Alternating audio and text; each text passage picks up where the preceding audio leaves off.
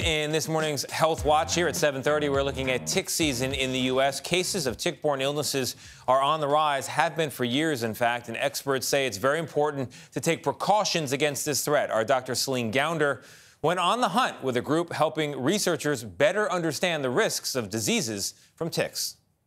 Here in the Chaparral Wildlife Management Area in South Texas, there's a hidden danger: ticks. Ticks embed themselves in your skin.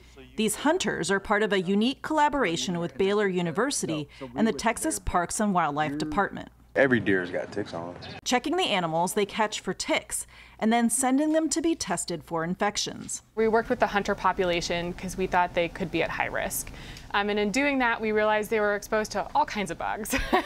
Sarah Gunter is the program's director. We want to know what the risk is in an area, because if we're going to diagnose people based off of symptoms, you have to know that there's a risk for that disease in the area. It's a risk Tony Galbo has been campaigning to create greater awareness of. She was awesome.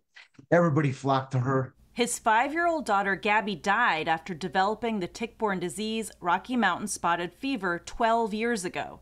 He says her illness wasn't diagnosed in time. It's continued to be ignored.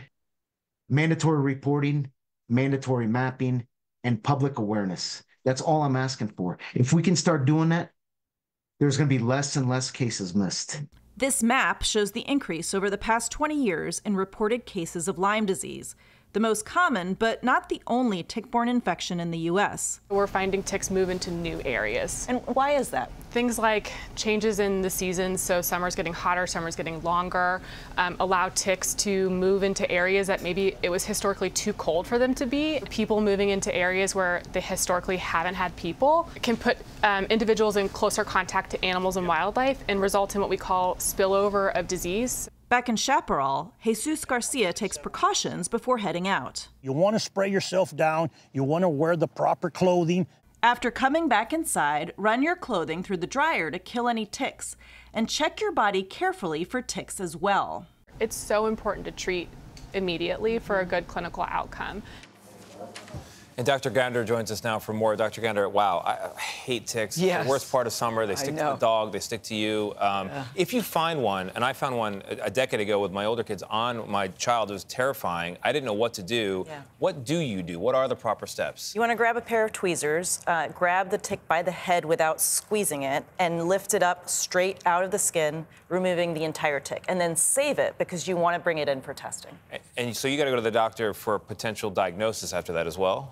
Especially if you have symptoms like a rash, a fever, a headache. Those are potentially warning signs. And the rash may not be the traditional bullseye rash that you might see with Lyme disease. There are many other tick-borne infections. And so if you have fever, headache, those would be also warning signs. The other thing, you think you're going to feel it, Tony, but you don't always feel it. That's why it's so important to check your body, because once you see it, it can freak you out a little bit.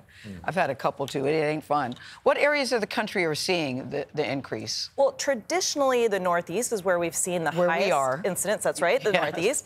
But we've seen now a big spike in the Northeast, the Mid-Atlantic, and really the entire country. The South, the upper Midwest, the West. We're seeing increases of tick-borne disease, and not just Lyme again, throughout the country. And again, that's throwing the clothes in the dryer because of the heat. That's right, and so that helps kill the ticks. Gotcha. Yeah, I didn't know that, did you? Yeah, I didn't know that either. Dr. Celine Gounder, thank you so much. We appreciate you.